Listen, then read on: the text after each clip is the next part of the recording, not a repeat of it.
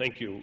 I now would like to yield 3 minutes to the gentleman from Oregon, Mr. DeFazio. Gentleman from Oregon is recognized for 3 minutes.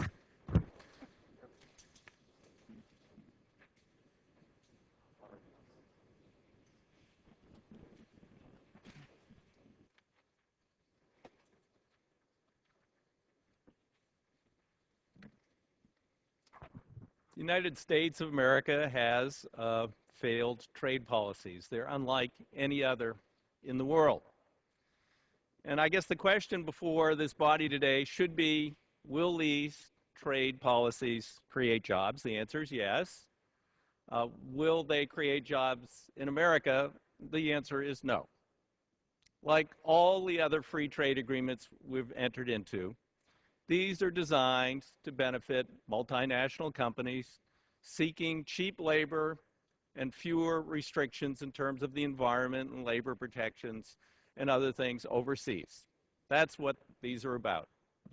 They're also about transshipment of goods with the low content requirement in Korea. Yeah, goods will be cheaper, made in China, maybe made by slave labor in North Korea. Those will be really cheap.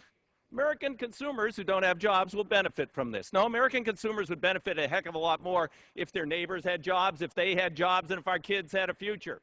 Passing more of these free trade agreements, which has led to this sea of red ink, isn't going to fix the problem. Directly before us now is Panama. Now, Panama has a very interesting economy, mostly bolstered by being a tax haven and money laundering center. Now, the agreement that we're voting on doesn't prohibit that, but there's a separate agreement entered into by the administration. It'll go into effect a year from now. It doesn't require an automatic exchange of tax information between the U.S. and Panama, unlike other countries where we have these sorts of agreements. We must know what we want and submit detailed information to Panama, and Panama might or might not honor that request, i.e., we submit a request for drug money laundering.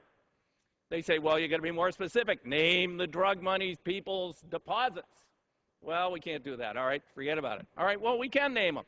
Good.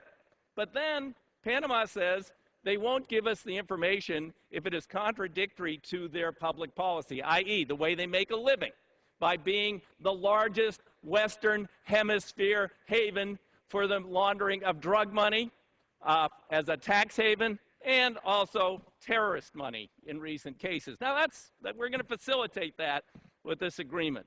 Now, somehow, a country with 3.5 million people, about the same size as my state, but a much lower income per capita, has 400,000 corporations domiciled there. Almost one for every Panamanian. No, these aren't really domiciled there. They are very conveniently avoiding our laws, the laws of other advanced nations around the world. Was that 3 minutes? I yield the gentleman an additional 30 seconds. Thanks. As I said yesterday on Colombia, the noted economist Joseph Stiglitz says that our agriculture, yes, we'll get a few agriculture jobs, will displace traditional agriculture in Colombia, causing huge disruptions in that country, produce more coca. But don't worry, right next door, the Colombian drug lords will be able to deposit their money, not have to worry about the U.S. finding out about it, right next door in Panama. How convenient. This is really a great series of trade agreements. Gentleman's time has expired. Seeks recognition. Gentleman from Texas. Madam Speaker, proud to yield 1 minute to a freshman lawmaker who represents the region of Texas where international trade means job. I recognize yield to Mr. Canseco of Texas. Gentleman from Texas recognized for 1 minute. Madam Speaker, I rise in strong support of the Panama Free Trade Agreement.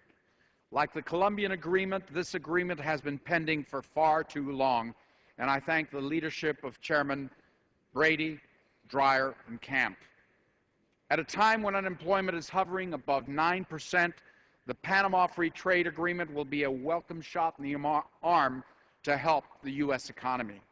The International Trade Commission's analysis shows that the Panama Agreement will boost U.S. exports to Panama for key products between 9% and 145%. This will mean thousands of new jobs here at home. The Commerce Department has estimated that every $1 billion in exports creates 6,000 new jobs.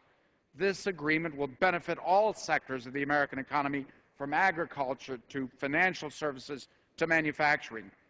It does so by leveling the playing field for American exports, who currently face tariffs of up to 260%, while Panama exports face virtually no tariffs in the United States. Fundamentally, this agreement is about